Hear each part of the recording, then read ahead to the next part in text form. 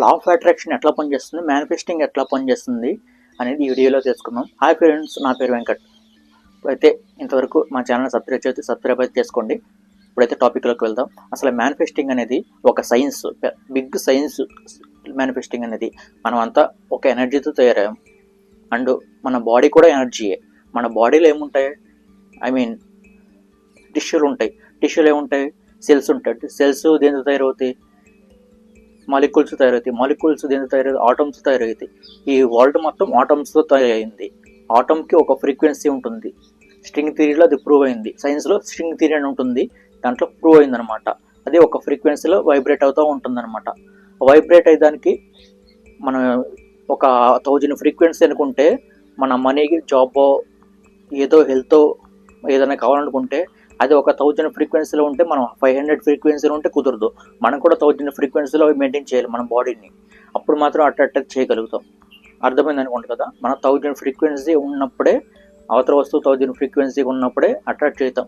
Like radio ఉంటుంది, రేడియోకి 98.3 అని అంటారు కదా. మీరు నోబు ఉంది కదా, నోబుని కొంచెం పక్కకి తిప్పి పక్క పెడితే ఛానల్ వస్తుందా, కరెక్ట్గా ఉండాలి. ఆ నోబు కూడా 98.3 దగ్గర ఉండాలి. అప్పుడు ఆ వేవ్స్ కనెక్ట్ అయ్యి మనకైతే రేడియో అయితే వస్తుంది, బ్రాడ్కాస్ట్ అయ్యి సిగ్నల్ అయితే వస్తుంది.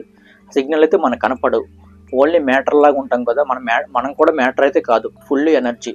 కాకపోతే ఇది మనం కనిపిస్తాం అంతే. అంటే 90% మాత్రమే ఎనర్జీ, 1% మాత్రమే మ్యాటర్. మళ్ళీ ఆ మ్యాటర్లోకి వెళ్తే కూడా దాంట్లో కూడా ఎనర్జీ ఉంటుంది. సో మొత్తం మేడ్ ఆఫ్ అంతా ఎనర్జీ అంతే. కాకపోతే మనం కనిపిస్తాం. వేరే వస్తువులు కానీ, ఫ్రీక్వెన్సీ కానీ, ఎలక్ట్రోమాగ్నెటిక్ ఫీల్డ్స్ కానీ, ఈ థాట్స్కి ఉన్న ఫ్రీక్వెన్సీ కానీ ఇవన్నీ కనపడవు అనమాట. అర్థమైంది కదా. సో ఇది ప్యూర్ సైన్స్. అర్థం చేసుకుంటే మీరు ఏం చేయాలంటే అలైన్ అయిపోవాలి.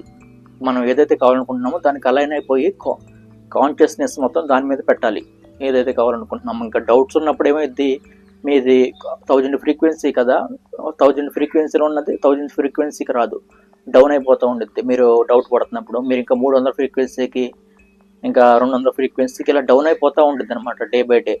మీరు ఎప్పుడైతే హ్యాపీగా ఉంటారో, ఇంకా ఆ వస్తువు వచ్చిన దాకా వెయిట్ చేయకూడదు. మీరు ఎప్పుడే హ్యాపీగా ఉండాలి. ఆ వస్తువు వచ్చినాక హ్యాపీగా ఉంటారంటే కుదరదు. ముందు హ్యాపీగా ఉంటే మీరు ప్రెజెంట్ టెన్స్లో రాయమంటారు, అందుకే రాయమంటారు. ప్రెజెంట్ టెన్స్లో ఆల్రెడీ ఉన్నదే ఇచ్చింది మనకి యూనివర్స్. స్పెషల్గా ఏమీ ఇవ్వదు. మీరు ఏదైతే వాంట్ అనుకుంటున్నారో వాంట్ అయితే ఇవ్వదు. మీరు ఎలా ఉంటారో అదే ఇస్తుంది. సో అర్థమైంది అనుకోండి కదా. మీరైతే హ్యాపీగా ఉండక ట్రై చేయండి. ఎప్పుడు కూడా రిలాక్సింగ్ మూడ్లో ఉండండి, మెడిటేషన్ మూడు. అప్పుడు మాత్రమే. ఇంకా 20 రోజులు చేసి రావట్లేదని చేసిన డౌట్ పడ్డారంటే మీకు బిలీఫ్ లేనట్లెక్కే. బిలీఫ్ అనేది కీ అనమాట ఇక్కడ.